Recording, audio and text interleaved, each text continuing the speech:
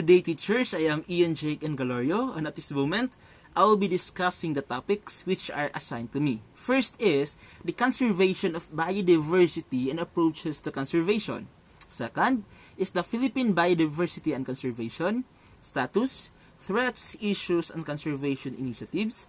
Third is the nature-based solutions. And fourth is the ecological methods and analysis. But let's start first with defining what is biodiversity. So biodiversity refers to the variability of life on Earth. And also, it takes into account all the living organisms present on Earth. Ibig sabihin po, lahat ng organisms in our planet, starting from the smallest one up to the biggest one, they are part of biodiversity. So there is what we call conservation of biodiversity.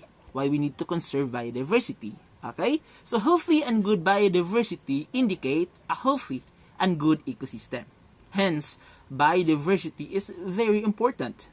A healthy ecosystem also includes the availability of pure water, pure air, healthy land, good climate, and availability of nutrients on Earth. Therefore, biodiversity conservation plays an important role in the quality of life of all living organisms. That's why we really need to conserve biodiversity. However po, kung meron naman tayong conservation of biodiversity, meron din tayong loss of biodiversity. A number of organisms is being lost because of several reasons. See, for instance, pollution, erosion, urbanization, industrialization, population, and depletion lead to the loss of biodiversity. Loss of biodiversity is very harmful to the ecosystem as it indicates either loss of species or reduction of species in a natural habitat or both on a global level. So ganyan po ka-harmful ang pagkakaroon ng loss of biodiversity. So since there is a loss of biodiversity, we human beings dapat meron tayong gawin. So we need to conserve biodiversity.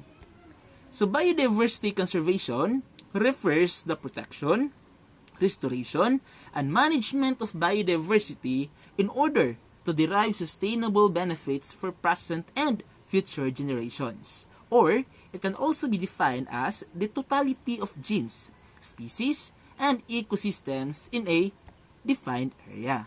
So there are three main objectives in the conservation of biodiversity. One is to protect and preserve species diversity. Second is to ensure sustainable management of the species and ecosystems. And third is the prevention and restoration of ecological processes and life support systems. So there is what we call biodiversity conservation methods. So meron po tayong mga iba't ibang paraan so that we can able to conserve our biodiversity. Meron tayong dalawang type. First one is the in situ and second one is ex situ. Later on, iisa-isahin po natin ang distinction ng bawat isa. Okay. So let's start with the in situ conservation. From the word itself, in, no? Meron tayong in na word. Ano kayong ibig sabihin? So, in situ conservation refers to the preservation and protection of the species in their natural habitat. Ibig sabihin po, sa natural habitat po ng ating organisms, magkakaroon tayo ng conservation. It means that the conservation of genetic resources in natural populations of plant or animal species in situ conservation involves the management of biodiversity in the same area where it is found. Halimbawa po, is biosphere reserves, national parks, wildlife sanctuaries, biodiversity hotspots, gene sanctuary, and sacred groves. So for biosphere reserves, these are the government protected area po, which range, no, yung distance is 5,000 square kilometer. So of an ecosystem where traditional lifestyle and natural habitat of the inhabitants of that ecosystems are protected. So they are mostly open to tourists and researchers. Halimbawa po, meron tayong illustration dito. So guhitan po natin. Okay, sa ating illustration po dito. Okay? So meron tayong biosphere reserve. So Makikita naman natin dito, human settlements, may mga taong nakatira. Pangalawang arrow naman po is transition zone, allows human settlements, no, or to crop for cultivation. Third one is the buffer zone for tourism, grazing of animals. And the core zone po, ito na po yung reserve natin kung saan po bawal ang mga human activity. Okay, so another type of in situ conservation is the national parks. Okay, so these are limited reserves maintained by the government for the conservation of wildlife, as well as the government human activities are prohibited in national parks, and they are solely dedicated to the protection of natural fauna of the area. They mostly occupy an area of 100 to 500 square kilometers. In our country po, meron po tayong mga national parks. Okay, another type is the wildlife sanctuaries. So these are protected areas meant only for the conservation of wild animals. A few human activities such as cultivation, wood collection are allowed, no, sa forest, but they must not interfere with the conservation of the animals. Tourist visits are also allowed in these areas. So halimbawa po nito ay sa Baras Bird Sanctuary, which we can see in our illustration and picture there. In Takurong, no? Sa Takurong City, Sultan Kudarat. So, pwede tayong pumasok. However, may mga restriction na kinakailangan nating i-observe. So, that is wildlife sanctuaries. Another one is the biodiversity hotspots. So, these are the areas of conservation where there is strictly a minimum of 1,500 species of vascular plants and a habitat that has lost its 70% cover. So, that is biodiversity hotspots. Another one is the Gene Sanctuary. So, Gene Sanctuary is a conservation area reserved only for plants. Sacred groves. So, sacred groves are conserved areas for wildlife protected by communities due to religious beliefs. So, ito po ay protected po dahil sa mga religious beliefs. So, it is mostly a part of the forest where its wildlife is given complete protection. So, ito po yung mga area kung saan nagsasagawa ng pananampalataya yung ibang tribo or kagaya ng mga ninuno, no, sa ibang bansa. Usually maraming sacred groves po. So another one is the ex situ conservation. Tapos na po tayo sa types ng in situ conservation. Proceed naman po tayo sa ex situ conservation. So ex situ conservation means conservation of life outside, so their natural habitat or place of occurrence. These artificial ecosystems could be zoos, okay, nurseries, and also the botanical gardens, at saka marami pa pong iba. It is the method in which part of the population of the entire endangered species is taken from its natural habitat, which is threatened, and breeding and maintaining of these species take place in artificial ecosystems. So, artificial ecosystem. Also, the living environments are altered in these conservation sites, so there are fewer survival struggles like scarcity of food, water, at saka space. So, ito po yung difference ng in situ at saka ex situ conservation. So, for in situ, species conservation performs on-site. Ex situ naman po is outside the natural habitat. Location is for in situ, it is done in the natural habitats of the species. For ex situ naman po, opposite, outside. So, in evolution aspect, in situ conservation populations remain within the ecosystem involving the process of evolution. So, ex situ naman, they do not involve the natural evolution process kasi nga po ina-altered yung genes at saka ibang characteristics ng ating organisms. So, for methods, in situ designation, management, and monitoring of target taxa in their natural habitat. Another one is sampling, transfer, storage of target taxa from their natural habitats. So nature of the conservation for in situ, it is more dynamic, whereas for ex situ it is more static. Okay? So for time and sustainability, time-consuming but more sustainable yung in situ natin. Yung ex situ naman po is efficient and less sustainable. So, that's the difference po. So, biodiversity conservation strategies. Meron tayong iba't ibang strategies in order to conserve our biodiversity. Conservation of ecosystems is the intent in which conservation of biodiversity is to provide protection, no, of the viability to the ecosystems. It is to make sure that ecological integrity is intact. So the landscapes of the region which have undergone historical or evolutionary deterioration can be reinstated. So para maibalik yung area na nasira. So the threats can be removed and the ecosystem should be able to continue with ecological processes. So yan po yung strategies in order to conserve our biodiversity. So meron tayong mga iba't ibang pamamaraan. Una is poaching and killing animals in the wild should be prevented. So ito yung strategy na dapat hinuhuli yung mga illegal na kumukuha ng ating mga hayop, lalong-lalo na yung mga endangered species. Another one, strict laws of deforestation, at saka there should be a prevention of deforestation. Yung deforestation is the continuous cutting of trees without replacing or illegal logging po. Another one, reverse the decline of species. So according to this strategy, the aim of conservation is to restore the population of declined species in a particular ecosystem. So conservation of all biological aspects. This strategy aims at giving cover and conserving food, livestock, microbial population, agricultural stock, including plants and animals. So, efficient utilization of natural resources also.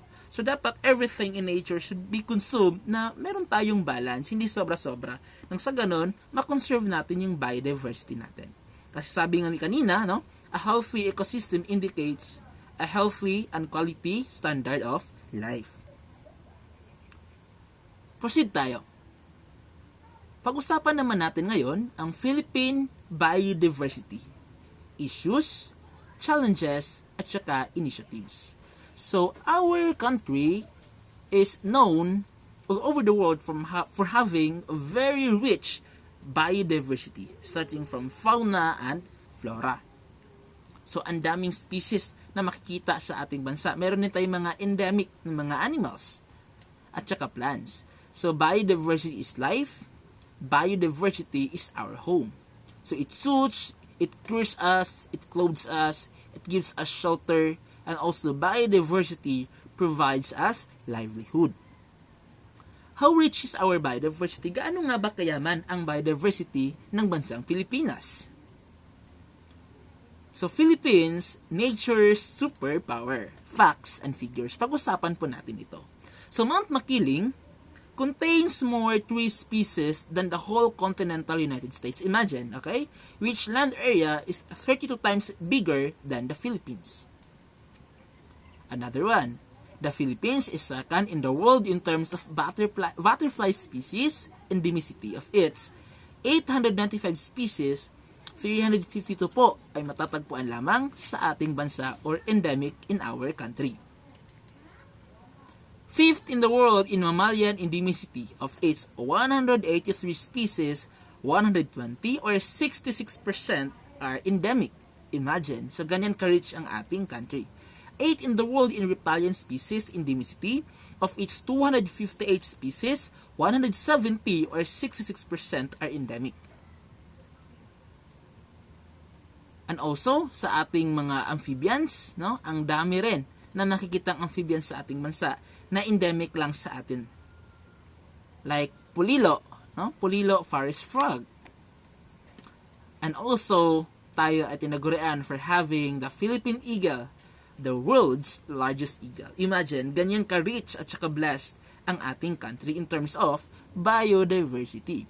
So, there are 54 species of mangroves in the world, and 40 species of this are found in the Philippines. 500 of the 800 plus known coral species in the world is found also in our country. And the Philippines is one of the 18 mega diverse country. It is more than 52,177 described species, half of which are endemic, found nowhere else in the world. Ganyan ka-extraordinary ang bansa natin. Proceed tayo. We are in great danger. Despite the abundance of our biodiversity, tayo po are in great danger. Bakit kaya? So, hottest of the hotspots. The Philippines is one of the 35 hotspots in the world. On a per unit area basis, the Philippines is the top mega diversity country and the hottest of the hotspots. So, for depletion of the Philippine biodiversity, ang nangyayari po sa mangrove forest natin, sa 149 hectares, 149,000 hectares remaining from the original 450,000 hectares in 1918. Imagine. So, ano-ano nga ba ang threats sa biodiversity? So, let's have an overview of biodiversity loss in the Philippines. First is climate change. Climate change is likely to become the dominant direct driver of biodiversity loss by the end of the century. Not only po in our country but all over the world. So the ASEAN region is especially vulnerable to climate change since a huge proportion of its population lives along coastlines. Also, $9 billion in economic loss caused fires in Indonesia, including health from smoke. No? According to NASA naman, fires release as many greenhouse gases as all the cars and power plants in Europe in an entire year. So, net annual forest area loss in Southeast Asia is at 2.4 million hectares in the 1990s, 0.4 million hectares in the mid-2000 to 2006, and 1.0 million hectares in 2005 to 2010 respectively. And that is caused by deforestation. Imagine yung simpleng, akala ng iba is simpleng pagbuto lang, source of business lang, nakakause pala siya ng loss of biodiversity. So ano nga ba ang consequence kapag nagkakaroon tayo ng deforestation? So it may lead to the loss of habitat for many birds, mammals, and other animals. Also, it reduces pollinator activity and also overall reductions in biodiversity. Bakit po? Kasi po sa gubat natin ang daming iba't ibang organisms ang nakasalalay ang buhay dyan. Kaya kapag nasira ang kagubatan, there might be a destruction of biodiversity. Another reason also is the IAS. Ano ba ang IAS? They are the invasive alien species. Okay? IAS is one of the major drivers of environmental change, thus placing considerable constraints on environmental conservation, economic growth, and sustainable development. When IAS enter new habitats, they compete with native species over food supply and allow them to dominate the local ecosystem. So imagine the cost of damage caused by the IAS globally is around 1.4 trillion US dollars, okay, per annum. So ano nga ba ang reason ba't meron tayong mga IAS? Kasi nga in their original location is nagkakaroon din ng destruction ng biodiversity. So wala silang choice kundi lumipat. At the moment when they transfer from the original area hanggang sa bagong location nila ngayon, yung original settlers naman doon is maapektuhan ang way of living kasi magkakaroon ng competition. So it is still a domino effect because of the destruction of our ecosystem and biodiversity. So illegal wildlife trade, of course, isa rin ito. Over 100 million animals are hunted for bushmeat. Illegal wildlife trade valued at 10 to 20 billion US dollars. So in countries such as Indonesia, Malaysia, and Myanmar, smugglers frequently caught utilizing transport links through Thailand and Vietnam. So mga ASEAN countries, no? So 13,000 metric tons of turtles shipped into China every year. Imagine. So that is illegal wildlife trade. Can also cause a destruction of wildlife. However, despite the destruction that our biodiversity is facing, people have impacts on nature. And also, people have the power to affect change. Kasi yung nature provides service for the people eh. So nararapat lang that humans both nagbibigyan ng problem, and also humans are the solution to the biodiversity loss. Kasi kung ang humans ang reason kung bakit nagkakaroon ng biodiversity loss, humans also have the power to recreate the chances of rebuilding our biodiversity. As a problem, irresponsible human practices contribute to biodiversity loss. However, as a solution, humans have the knowledge, expertise, and financial resources to conserve biodiversity. So what can youths and schools do to conserve biodiversity? So as teachers sa paaralan natin, we are always reminding our learners, no, na meron tayong magagawa at meron silang malaking magagawa in order to conserve biodiversity. That's why, ini-integrate natin yung lessons sa ating biodiversity sa ating mga subjects. We're conducting different activities, we are doing tree plantings, naglilinis tayo sa kapaligiran, marami pa like conserving water and electricity, recycling materials, no? Like cans, papers, bottles, and plastics. Adopt simple lifestyles, so consume less, produce less garbage. So dispose waste properly, and we can eat together, no? Para hindi tayo kain sa labas. So we are nakakaroon tayo ng budget, so nakakaroon ng less consumption ng mga materials na nakakasira sa ating paligid. So another one, we must educate ourselves on which species of seafood are under threat and avoid buying them. Okay? Buy products with less packaging, avoid use of plastic bags also. Grow our own fruits and vegetables, kaya pinagtatanim tayo. So in DepEd, meron tayong tinatawag na faith, no? Especially during the times of pandemic.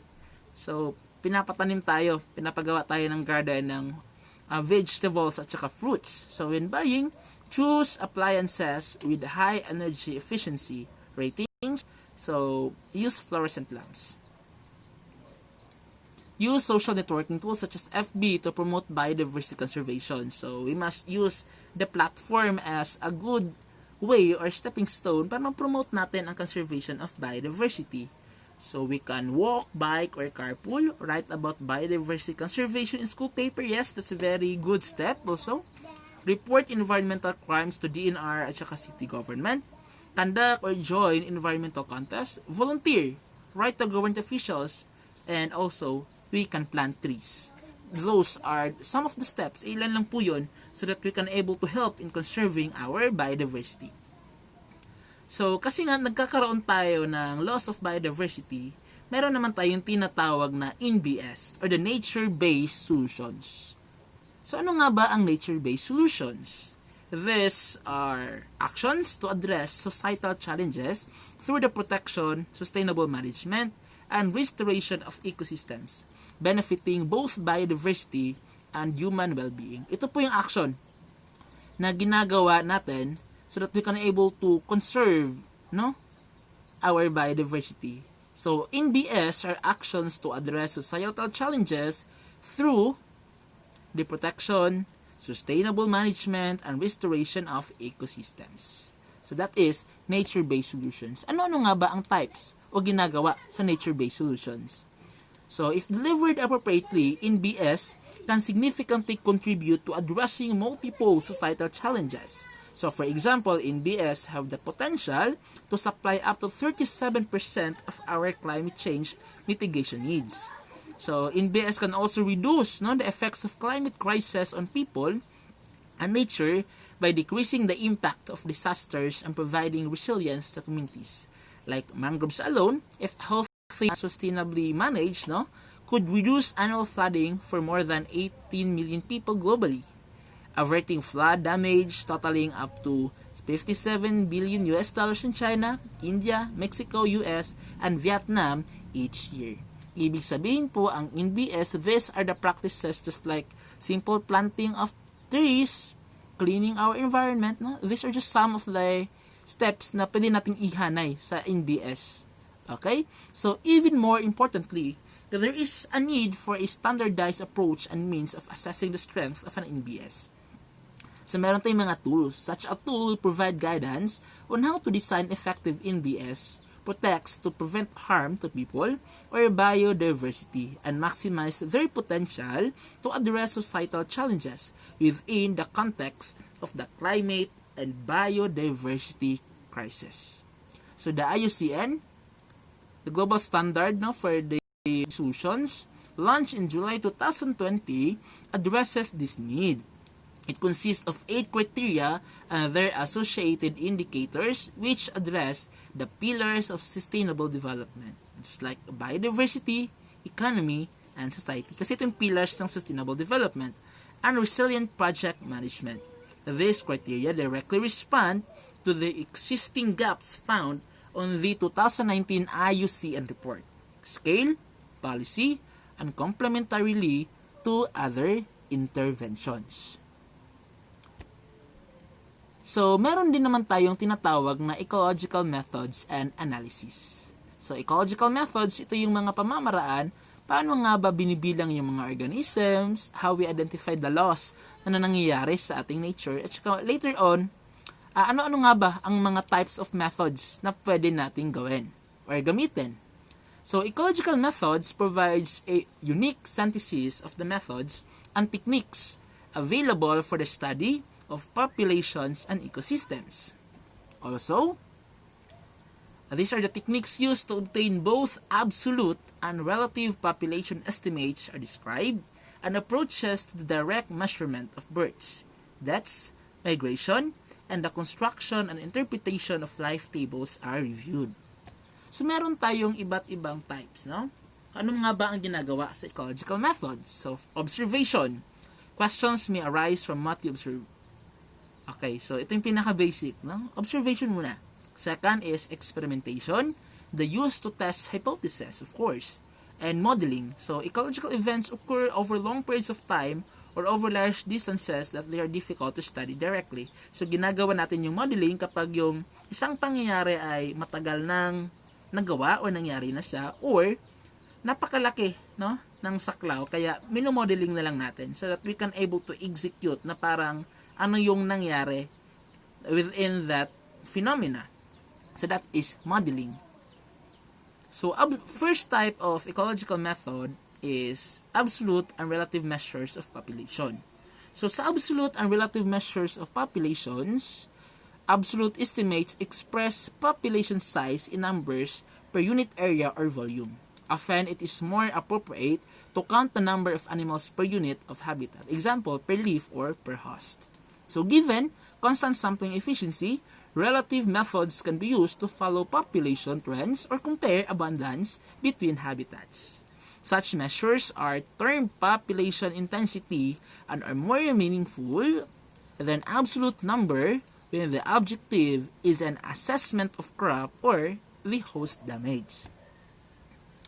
So another one is the absolute population estimates. So the number of individuals in a fixed unit of habitat must be counted of the population studied by mark or capture, removal sampling, or distance sampling methods. Okay, so for the absolute population estimates, for example, in a given area, of course, we need to count the number of individuals existing there. So using mark recapture, removal sampling, or distance sampling methods. Again po, maraming pamamaraan. Another one is the sampling the air. Okay, so anong ginagawa kaya in sampling the air? So, suction traps are frequently used to sample small flying insects such as aphids from a known volume of air. Suction samplers are also used to sample pollen and airborne spores. So, these devices usually use an electric fan to pull or push air through a collecting filter. So, this amount of wind may greatly alter the efficiency of these sampling devices.